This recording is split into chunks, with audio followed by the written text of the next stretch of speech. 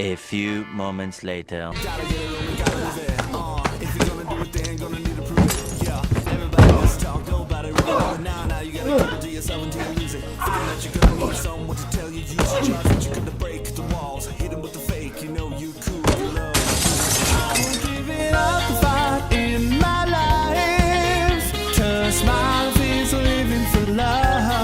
What's going on, everyone? Jeremy here from The Quartering, and there has been some absolutely huge developments in the Gina Carano versus Lucasfilm saga as discovered or reported by Barry Weiss of the New York Times.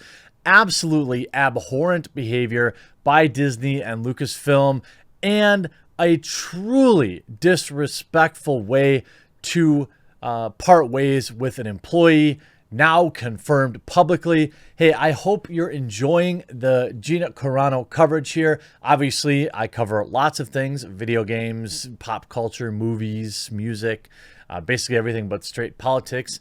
If you're watching and you haven't yet subscribed, I know not every video I put out is going to be interesting to you, but I'm pretty sure at least one a day will be, and I hope today will be the day I earn your subscription. There's a red button down below.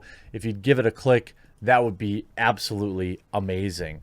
Now, a new interview with Gina Carano came out via Barry Weiss, who writes, "Cancel culture relies on erasing intent, but intent matters. It doesn't just matter. Our culture and justice system hinges on it."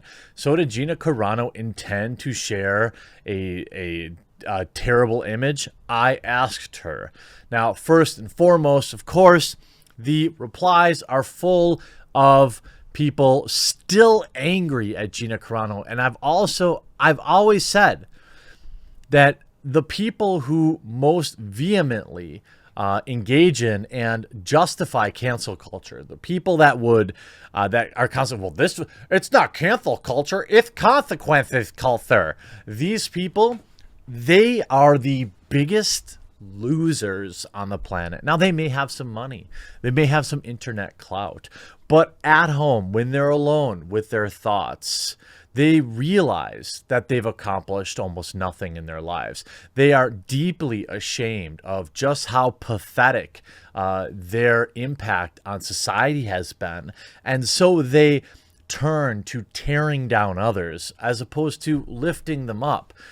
Those who are confident in their contributions will not spend all day on the internet spamming a hashtag to ruin someone else's life. These people are truly vile.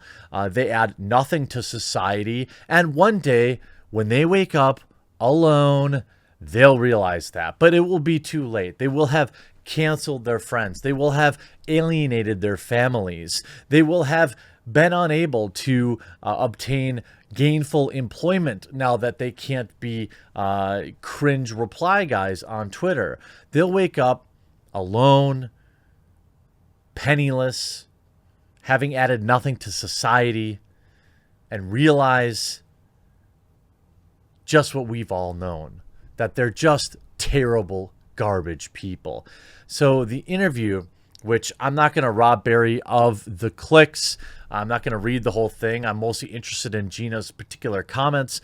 Gina Carano and crowdsourced McCarthyism, talking with Star Wars actress about her cancellation and a meme. It starts off by saying, "It used to be possible to follow the claims and cancellations. Remember when cooking columnist Allison Roman lost her job at the New York Times because she criticized Chrissy Teigen? That sentence looks like just as absurd now as it was then. And it's hard to remember if it happened last week or last month or last year." And by the way, I'll link to this article in the description. It used to be possible to take in all the apologies, but they have, in a kind of positive feedback loop, become so cringe-inducing, so self-abasing, so utterly Soviet. There is simply no other way to describe this sort of thing. If you find yourself accused of bad things, say writing a piece in defense of football, and a PR hack tries to convince you that a struggle session is the best available course of action, seek advice elsewhere. Things have gotten so ridiculous so quickly. Bon Appetit is currently going back and editing insufficiently sensitive recipes in which they call it, in what they call, I kid you not, an archive repair effort.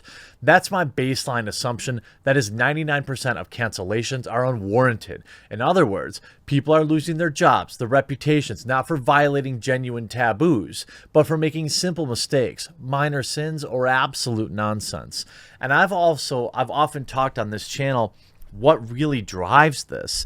And I believe that it comes from a deep position of obviously self-hate, but also great personal privilege.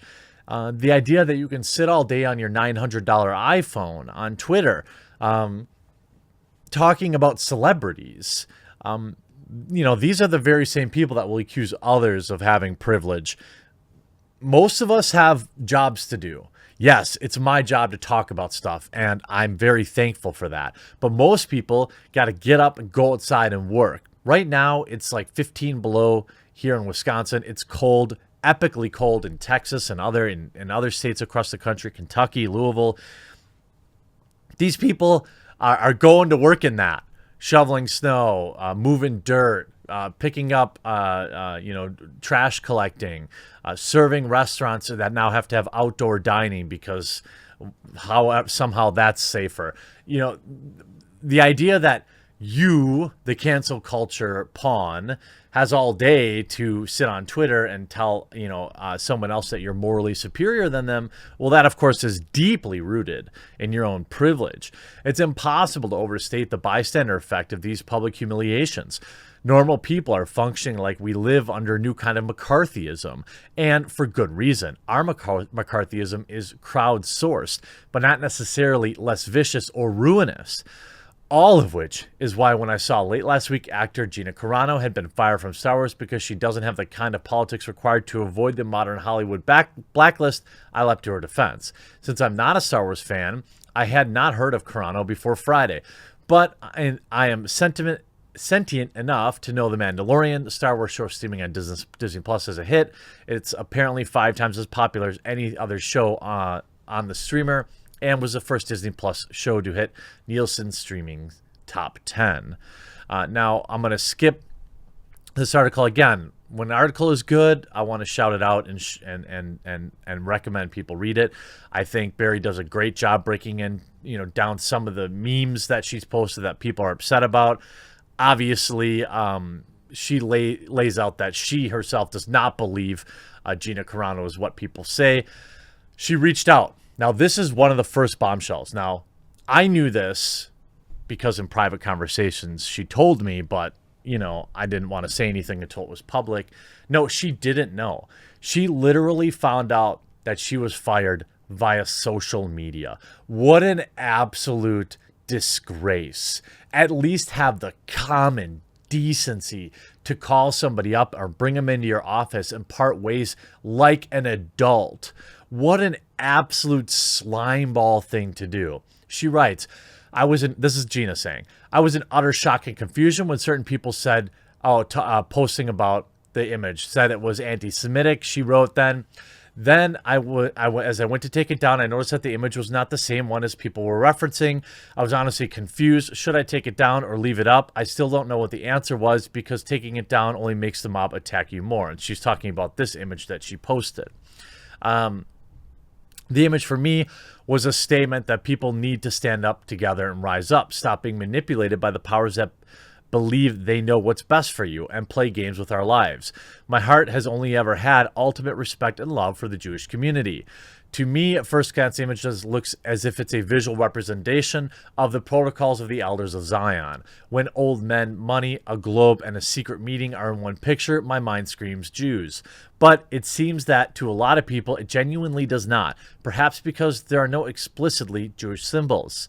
I know what anti-Semitism looks like, being one of the more prominent kippah-wearing people out there. Ben Shapiro, who according to the ADL was the journalist most targeted by this type of hate during the 2016 election, told me, this doesn't chart. I don't like the meme, especially given its origins, but anti-Semitism, like racism, and contrary to the New York Times exclusive executive editor's dictum, requires intent. Gina obviously did not have any such intent. Now, she writes, I understand why Carano felt torn about taking down the image. There's no winning. Leave it up and you're bad, take it down and you're bad. And since it's admission of guilt, that's what she found out when Lucasfilm tried to force her to apologize over the pronoun joke. Quote, this is another bombshell. Earlier this year, The Mandalorian came out. Before The Mandalorian came out, they wanted me to use their exact wording for an apology over pronoun usage. Now you tell me that this isn't the corporation pushing a particular political ideology.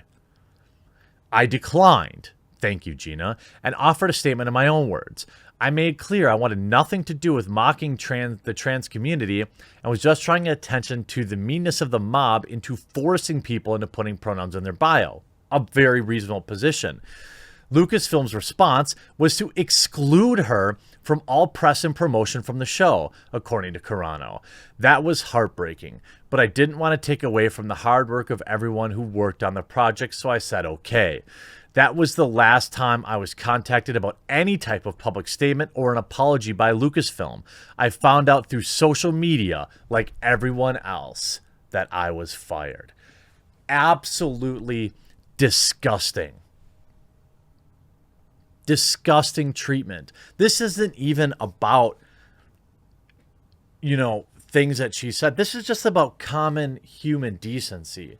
When I've fired people, I have a personal one-on-one conversation with them. You don't let them find out via social media. What a bunch of cowards at Lucasfilm. Whoever, Kathleen Kennedy, Dave Filoni, these people, if you had any part in this, you are spineless cowards. That's how truly heroic these people are. They let social media let somebody know that they've worked with for several years that they've been fired. These people are pathetic slime weasels.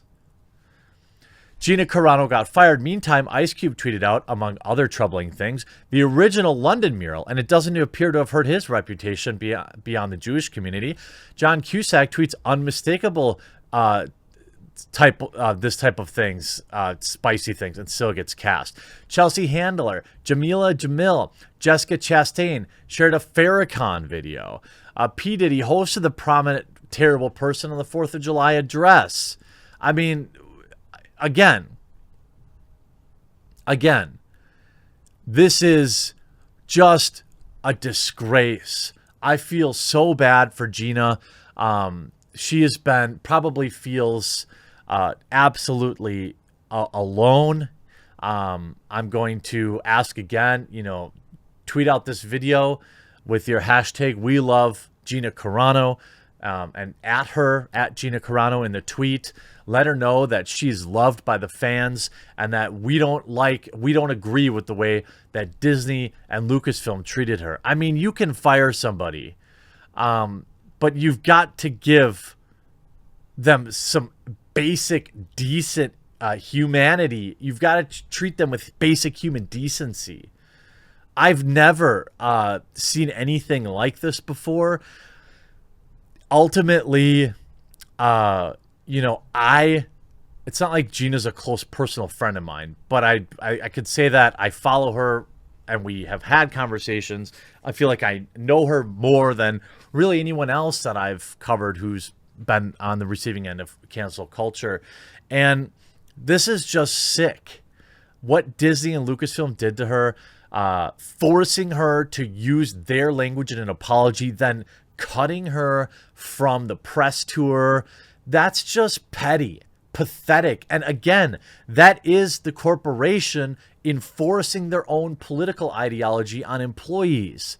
That is unacceptable. Cancel your Disney Plus. Share this video, subscribe to the channel, and we'll talk to you again real soon.